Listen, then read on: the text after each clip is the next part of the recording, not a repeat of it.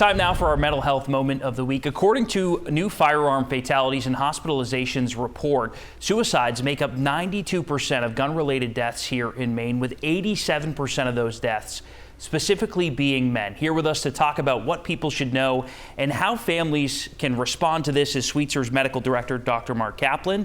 Dr. Kaplan, great to have you here in studio. So when we're talking about what's important for people to know when it comes to firearms and mental health risks, what's the most important thing? Well, the most important thing, again, is what you just said, that suicide, death by suicide from guns is the most lethal form of suicide, and it's the most prevalent for suicide death. And men, unfortunately, are most likely to kill themselves with guns.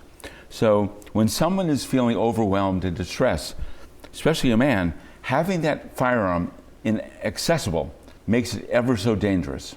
Does it surprise you that firearm suicide overwhelmingly affects men? Not at all. Now, first thing I want to say is there's nothing wrong with owning a firearm. Nothing at all.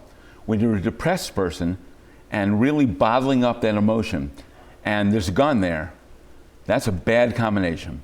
So you want to make sure that a man doesn't have access to the gun at that point. So loved ones can help them by locking it up, by talking to them about that, because if you don't do that, the chances of an irreversible bad outcome are more likely to happen. So if someone's going through a stressful or emotional period, what can they do to reduce the risk without giving up, say their rights or their freedoms of owning a firearm? Yeah, so we want them to get help. Now, men are less likely to want to share their feelings, go to a therapist, anything like that. Mm-hmm. So when you're a loved one, you have to really know what to look for a person depressed. So you're going to look for see your loved one is withdrawn, is talking about hopeless things, is talking about no longer being alive. That's a warning sign to remove that gun from them and to get them help. If you have to call 988, the Suicide Crisis Prevention Line in Maine and around the country, please do it, okay? You'll save a life. And if it's not as severe, you can coach them, love them, and maybe get them to go for some help, whether it's their family doctor, whether it's coming to a Sweetser Hope and Healing Center in Brunswick, Stamford, and Lewiston. Don't wait.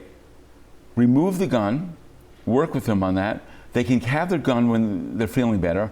You may have to use the yellow flag or red flag law. And remember, that will temporarily remove the gun from a person that is suicidal. Right. But they will get the gun back when they're well. Okay. So let's say somebody is watching this right now at home and maybe they're struggling, or maybe someone close to them is struggling. Where should they turn? So again, they can call 988 to get immediate help from crisis people.